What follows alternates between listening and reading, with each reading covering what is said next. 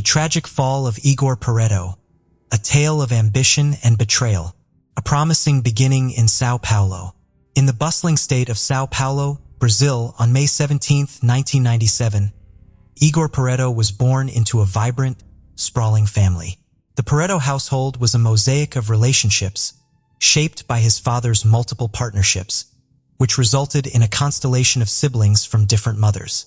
Growing up in this dynamic environment, Igor developed a fierce determination and an entrepreneurial spirit that set him apart from an early age. His childhood in Praia Grande, a lively coastal city in the Santos metropolitan area, was marked by the rhythm of the ocean and the hum of a community driven by commerce and ambition. Praia Grande, known for its sandy beaches and burgeoning economy, provided a fertile ground for Igor's dreams, which were as vast as the Atlantic horizon. Igor's personality was a blend of intensity and selectivity. He was serious and reserved, carefully curating his inner circle, but those who earned his trust saw a generous and vulnerable side. His ambition was not just a trait but a calling. By his mid-20s, Igor had already carved out a niche in the competitive world of commerce, a testament to his relentless drive. In 2022, at the age of 25, he launched his first venture, a car dealership that capitalized on São Paulo's thriving automotive market. The business thrived, reflecting Igor's knack for identifying opportunities and his ability to navigate the complexities of trade in a region where economic growth was accelerating. São Paulo's economy, one of the largest in Latin America, was a hub for automotive sales, with the state contributing significantly to Brazil's GDP through its industrial and commercial sectors. Encouraged by this success, Igor expanded his entrepreneurial pursuits. He established a marketing agency in Santos, a port city known for its economic significance and vibrant cultural scene. This move showcased his versatility as he tapped into the growing demand for digital marketing in a region where businesses were increasingly leveraging online platforms to reach customers. Not content to rest on his laurels, Igor opened a second branch of his dealership, this time focusing exclusively on motorcycles. This venture was a partnership with Mario Vitorino, a close friend and his brother-in-law, married to Igor's younger sister, Marceli Peretto. The motorcycle market in Brazil was booming, with sales reaching over 1.2 million units annually by the early 2020s, driven by urban mobility needs and a cultural affinity for two-wheeled transport. Igor and Mario's relationship transcended business. They were nearly inseparable, spending long hours at the dealership, strategizing and building their brand. Outside of work, they shared family gatherings and social outings, their bond rooted in trust and shared goals. Mario, at 23, was not just a business partner but one of Igor's closest confidants, a rarity for someone as discerning as Igor. Their motorcycle dealership, located in Praia Grande, catered to a growing middle class eager for affordable and stylish transport options, reflecting Brazil's economic shift toward greater consumer spending in the post-2010s era. A family man with a complicated love life. Parallel to his professional ascent, Igor's personal life was anchored by his relationship with Rafaela Costa, a woman 1 year his junior. Their romance began in November 2018, blossoming into a significant chapter of Igor's life. In June 2019, they welcomed a son, adding to Igor's responsibilities as a father, as he already had a child from a previous relationship. Family was Igor's cornerstone, and his social media posts were a testament to his devotion. Photos of his children, heartfelt captions about Rafaela, and glimpses of their life together painted a picture of a man who cherished his loved ones deeply. In 2023, celebrating 5 years together, Igor proposed to Rafaela during a moment of shared joy. She accepted, and their engagement seemed to herald a future of stability and commitment. However, beneath the surface, cracks began to form. By mid-2024, the couple's relationship faced mounting challenges. Rafaela later described Igor's behavior as increasingly erratic when under the influence of alcohol. She claimed he became jealous, controlling, and aggressive, though never physically violent toward her. A notable incident at a bar, where Igor was involved in a brawl, led to a minor legal issue, though it was resolved without significant consequences. More troubling was a past investigation into Igor and Mario for alleged money laundering, a charge from which they were acquitted, but which cast a shadow over their reputations. Such accusations were not uncommon in Brazil's complex economic landscape, where financial crimes often intersected with legitimate businesses, particularly in rapidly growing sectors like automotive sales. The strain proved too much, and on July 24, 2024, Rafaela decided to end the relationship. Respecting her wishes, Igor moved out of their shared home in Praia Grande to another apartment he owned. Determined to win her back, he embarked on a personal transformation. He adopted healthier habits, focused on weight loss, and swore off alcohol and substances, hoping to stabilize his temperament and rebuild trust. His efforts bore fruit, and by late August, the couple reconciled, with Igor returning to the family home. For a brief moment, it seemed their love story might find its footing again. The night that changed everything. The reconciliation was short-lived. On August 30th, 2024, Igor and Rafaela parted ways once more. That evening, Igor left his children with his mother, promising to spend the night at her house. Instead, he joined Mario at a lively party hosted by Mauricio Peretto, one of Igor's brothers, in Praia Grande. The event was an annual tradition, a celebration of camaraderie and, on this occasion, the victory of their favorite football team, Santos FC, a cultural icon in the region with a storied history of producing legends like Pelé. The party offered a temporary escape for both men, who were grappling with personal turmoil. Igor was reeling from his breakup, while Mario had been living separately from Marceli, his marriage strained but not formally dissolved. Elsewhere in the city, Rafaela and Marceli, Igor's 21-year-old sister, met for dinner at a local restaurant. Over food and drinks, they discussed their lives, perhaps bonding over their respective relationship woes. As the night progressed, they decided to join the party at Mauricio's, aware that Igor and Mario would be there. The decision set the stage for a fateful convergence. At the party, the two couples kept their distance, with the women staying on one side and the men on the other, their interactions limited to fleeting glances charged with unspoken tension. Around 4 a.m. on August 31st, Rafaela and Marceli left the party together, with Rafaela driving them to Marceli's apartment in Praia Grande. The coastal city, with its population of over 300,000 and a reputation as a tourist hotspot, was quiet in the pre-dawn hours, its streets illuminated by the soft glow of streetlights. Meanwhile, Igor, intending to return to his mother's house, considered taking a ride-sharing service. Mario, however, insisted on driving him, a seemingly innocuous decision that would prove catastrophic.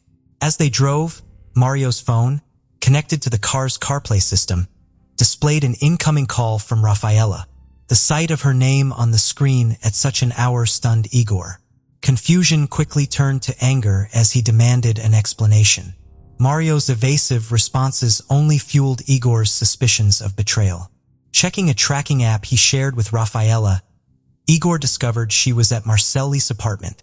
Enraged, he instructed Mario to take him there instead of his mother's house.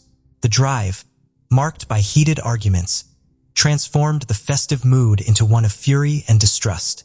A fatal confrontation. At approximately 5:40 a.m., Igor and Mario arrived at Marceli's apartment building. Security footage captured their ascent to the 4th floor, with Igor clutching his phone, visibly agitated. Meanwhile, Rafaela, alerted by Mario's warning and Igor's barrage of messages, fled the apartment just 13 seconds before their arrival. Inside, a confrontation erupted. Neighbors reported hearing shouts, thuds, and the sound of breaking glass, disturbances that shattered the early morning calm.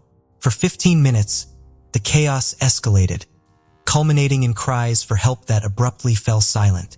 Concerned residents alerted the building manager, who attempted to contact Marceli via intercom but received no response. Fearing the worst, he called the Policia Civil, Sao Paulo's investigative police force. By 6 a.m., officers arrived, guided by the manager to Marceli's unit. Bloodstains in the hallway hinted at the violence within. Forcing entry, they encountered a gruesome scene. Blood splattered across the kitchen, living room, and dining area, leading to the bedroom where Igor lay lifeless in a pool of blood. A toppled wardrobe with shattered mirrors littered the floor with glass fragments. In the bathroom, investigators found a bloodied kitchen knife, its tip slightly bent, confirming it as the murder weapon. The necropsy revealed the brutality of the attack. Igor had sustained 40 stab wounds, with the most severe to his chest, head, and back. The Laudo Necroscopico, Brazil's forensic report, indicated that had he survived, Igor would have been tetraplegic, underscoring the ferocity of the assault. The absence of other individuals in the apartment suggested the perpetrator had fled, but the evidence pointed to a deeply personal crime. The investigation unravels a web of betrayal. The investigation moved swiftly. The building manager identified the apartment as Marcelli's, allowing police to confirm Igor's identity and focus on his inner circle. Security footage provided a critical timeline. At 4:32 a.m., Marcelli and Rafaela arrived, laughing and embracing in the elevator. By 5:40 a.m., Rafaela left alone. Moments later, Igor and Mario arrived, with Igor appearing distressed. At 6:04 a.m., Mario and Marcelli were seen exiting via the stairs, fleeing through the underground garage in Mario's car. Witness testimonies painted a vivid picture. Neighbors described hearing a man's voice, furious and betrayed, declaring his love for a woman and accusing others of conspiring against him. One witness recalled Igor saying, "Vocês sabem o quanto amo aquela mulher, o quanto sou louco por ela. You know how much I love that woman? How crazy I am about her." Followed by, "Vocês tudo contra mim, tudo armando contra mim. Eu era o único que não sabia de nada. You're all against me, all plotting against me. I was the only one who didn't know." These statements, combined with the footage, led investigators to hypothesize a crime of passion rooted in betrayal.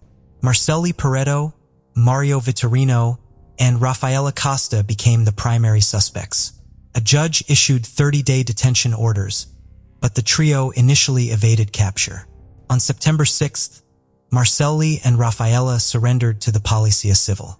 Mario, however, remained at large until September 15th, when an anonymous tip to Igor's brother, Tiago Peretto, a São Vicente city councilor, led police to a relative's home in Turinha, over 300 kilometers away.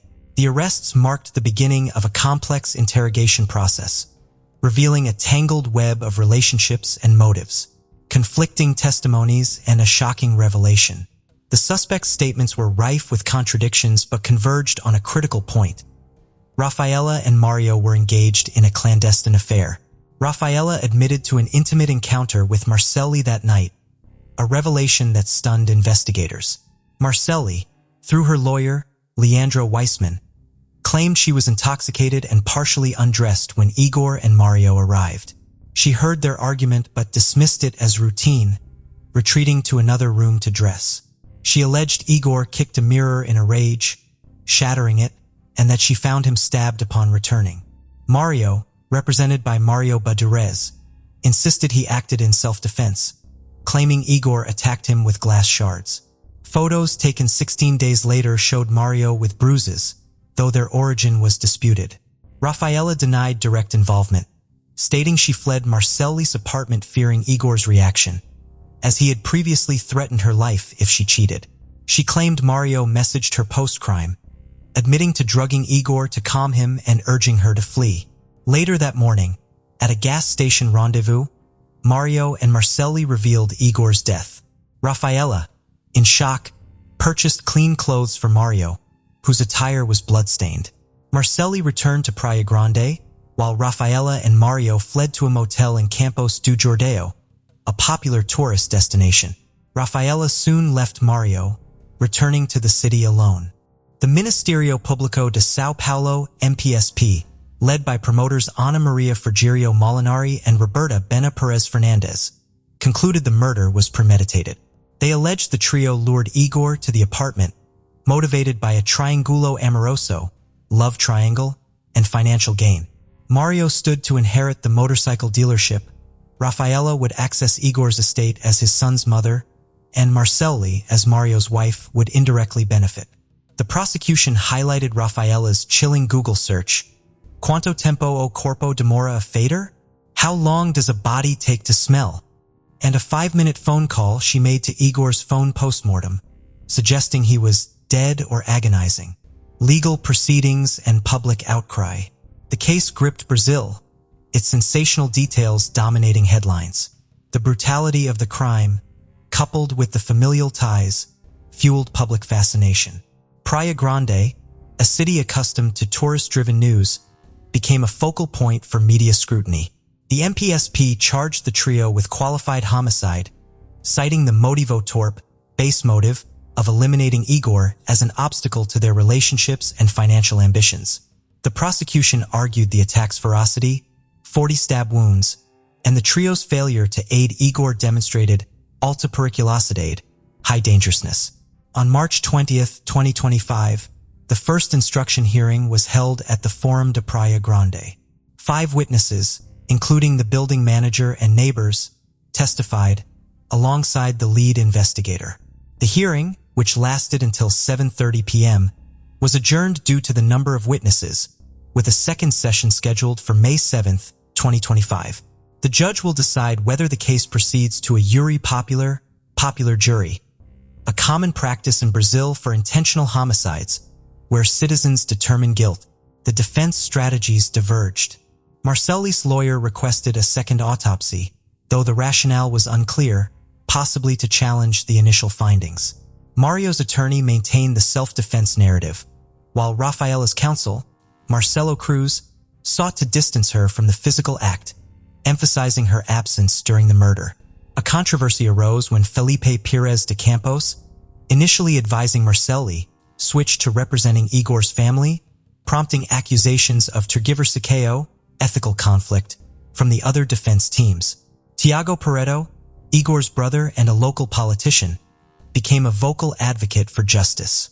He provided critical evidence, including the tip that led to Mario's arrest, and expressed outrage at the suspect's behavior. A video from the March hearing showed Mario making a hand gesture Tiago linked to a criminal faction, though Mario's lawyer declined to comment. The gesture, whether intentional or misinterpreted, inflamed public sentiment, with Tiago alleging the trio mocked the community's grief. Economic and emotional layers. The case's complexity extended beyond the crime. Igor's dealership was part of Brazil's robust motorcycle market, valued at over $2 billion annually, driven by brands like Honda and Yamaha. His partnership with Mario was not just personal but a strategic alliance in a competitive industry. The MPSP's claim of financial motives resonated in a region where economic disparity often fueled crime. Praia Grande's growth, with a GDP per capita rising 20% from 2010 to 2020, attracted ambitious entrepreneurs like Igor but also scrutiny from authorities wary of illicit financial flows. Emotionally, the case exposed raw wounds. Igor's social media portrayed a devoted father and partner, yet his final moments were marked by betrayal. The love triangle, Rafaela's affairs with both Mario and Marcelli, defied conventional family dynamics, shocking a society where familial loyalty is sacrosanct. Brazil's cultural emphasis on family, rooted in its Catholic heritage, amplified the public's horror. The media, from G1 to CNN Brazil, covered every detail, from the crime scene's gore to the suspects' personal histories, reflecting Brazil's appetite for true crime narratives, as seen in cases like the 2008 Isabella Nardoni murder. The path to justice. As the May 7, 2025, hearing approaches, Igor's family awaits closure. His children, now without a father, face an uncertain future, while Tiago channels his grief into advocacy. The case's outcome hinges on the júri popular, where public sentiment may sway the verdict. Brazil's jury system, unique in Latin America, allows community members to weigh evidence, often influenced by media narratives. The prosecution's evidence, security footage, witness accounts, and digital records paints a damning picture, but the defense's conflicting narratives aim to sow doubt. The Igor Peretto case is a stark reminder of ambition's double edge and the fragility of trust. In Praia Grande, a city of sunlit beaches and hidden shadows, Igor's dream of building a legacy ended in tragedy, leaving a community to grapple with questions of loyalty, greed, and justice.